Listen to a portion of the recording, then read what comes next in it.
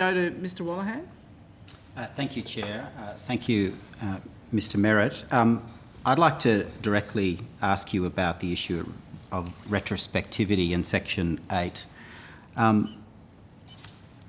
My colleague Senator Shoebridge is partially correct. It appears on my reading of the bill that it doesn't impose retrospective criminal laws. I don't think anyone could argue that.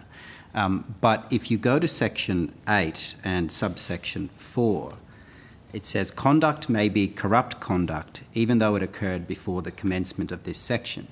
And then in the explanatory memorandum on page 33, again, it notes that there's no retrospective criminal laws, but then it says that the definition under subsection 8 could enable a non-criminal application of corrupt conduct retrospectively. So I'd like to now take you to 8.1e. You referenced the Biosecurity Act, and that has, as many Australians discovered, extraordinary powers, extraordinary plenary powers. But those powers, correct me if I'm wrong, are activated in a present emergency. Is that right? As I understand it, yes.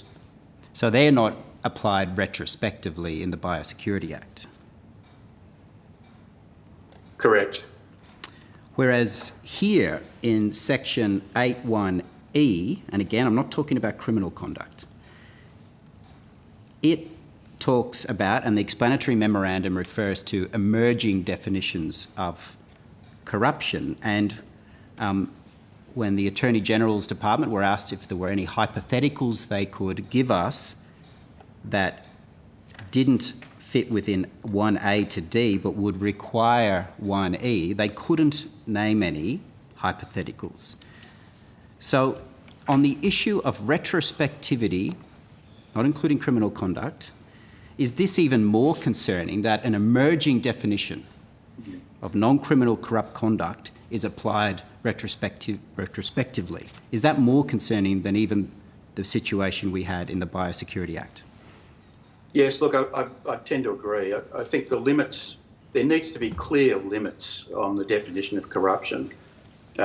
E goes far too far. If Parliament has difficulty in forming a concise description of what corruption is, it should not give unlimited power to the Commission to make its own rules. Effectively, that's what it would do. It would also have the effect, if you think about it, of making it almost impossible or very difficult to challenge the Commission's exercise of its jurisdiction. It would always be within its jurisdiction because it could always be able to say this is another form of corruption that was unforeseen. And the principle we're looking at here, other than common understandings of fairness, is a principle of our democracy, which is the separation of powers between the Parliament and the Executive. That's a key principle we're looking at here, aren't we?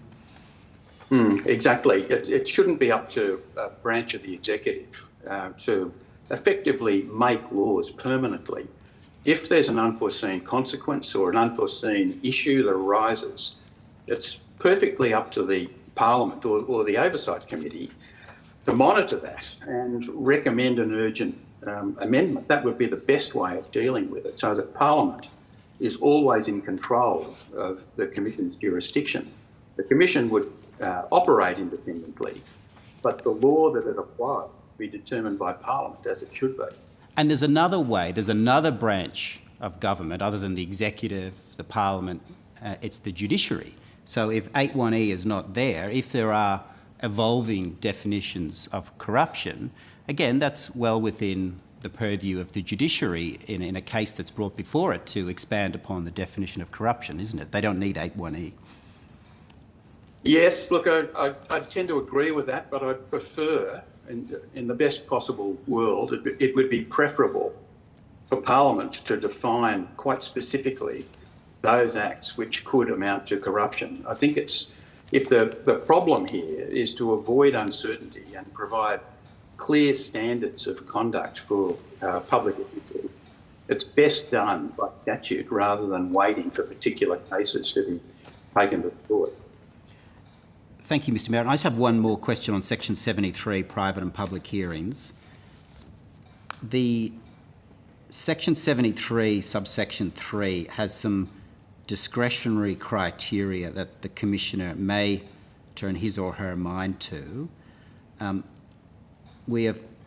have put to other witnesses, should an additional criteria be there that the Commissioner should turn his or her mind to the effect of the prejudice on a future fair trial? Definitely. I mean, it should be obvious. It should be absolutely obvious. What's important here is the goal of this exercise to limit it to the operations of the Commission, or should it be viewed in a broader context of what do you do with people who appear to have been at odds with the criminal law? And to preserve a fair trial should take absolute priority. And the argument has been put in response to that, well, that's what Section 73(4) does, which is a catch-all. It says it does not limit the matters. But would you agree that the principle of not prejudicing a fair trial is so fundamental that it should be made express in Section 73, subsection 3? Look, I agree entirely, and Senator Shoebridge might be interested in having a look at the delays caused to the Obeid and McDonald case because of the prejudicial pre-trial publicity. I think it was 6 months that Justice Elizabeth Fullerton delayed their trial because of prejudicial publicity, which took place years. I think it was 6 years after ICAC finished its work. No further questions. Thank you, Mr Mayor. Thank you, Chair.